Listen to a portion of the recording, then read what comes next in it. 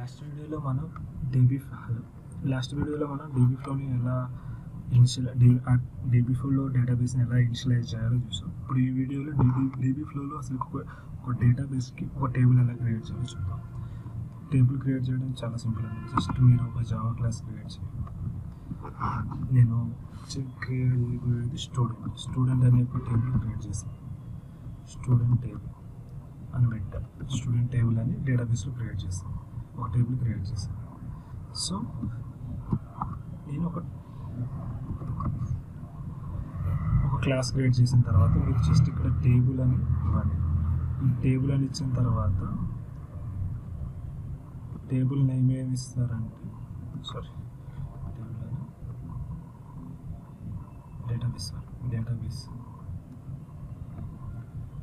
Database అని. ఇప్పుడు ఈ డేటాబేస్ని మనం దేనికి లింక్ చేస్తున్నాం అంటే మనం డేటాబేస్ క్రియేట్ చేసుకున్నాం కదా, DBFlow డేటాబేస్ అని, ఆ క్లాస్కి లింక్ చేసుకున్నాం. సో మీరు ఆ క్లాస్ నేమ్ ఇస్తే సరిపోతుంది.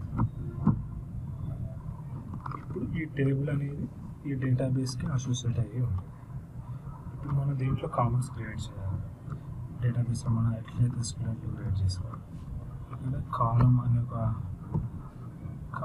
ఒకటి ఉంటుంది ప్రాపర్టీ. కాలం అనేది మనం ఇంటీజర్ స్టూడెంట్ ఐడి అనేదాన్ని నేను క్రియేట్ చేసుకున్నాను. అంటే ఇది నాకు ఆటో ఇంక్రిమెంట్ కావాలి. So auto increment student name మనకి ఐడి ఉంటుంది కదా, లాంగ్ ఉంటుంది. తర్వాత స్టూడెంట్ నేమ్ ఇంకో కాలం క్రియేట్ చేసుకున్నాను. అదే కాలం క్రియేట్ చేయడం అంటే జస్ట్ మనం ఒక టేబుల్లో కాలం క్రియేట్ చేయడానికి మనం అక్కడ ఎట్లయితే ఆన్ క్రియేట్ అని రాస్తుంటాం అలా ఇక్కడ జస్ట్ కాలం అని రాస్తే సరిపోతుంది. అన్నోటేషన్ స్ట్రింగ్ నేమ్ ఇంకో కాలం క్రియేట్ చేస్తాం. ఇదేమో ఇంటీజర్ మార్క్స్ ఇంకోటి క్రియేట్ చేస్తాం. కాలం స్టూడెంట్ నేమ్ మార్క్స్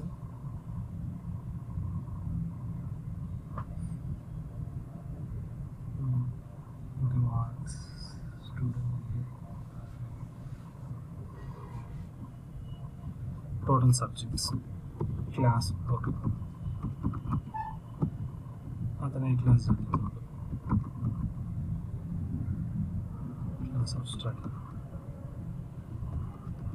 అనే 3 కాలం. ఇట్లా నేను ఒక టేబుల్లో ఇప్పుడు 4 కాలమ్స్ క్రియేట్ చేశాను. ఒకటేమో student ID, name, marks, class of study ఏ క్లాస్ చదువుతుందా. మనం ఒకవేళ ఇది ఆటో ఇంక్రిమెంట్ కావాలంటే మనకి టేబుల్లో ప్రైమరీ కీ ఉంటుంది. సో నేను దీన్ని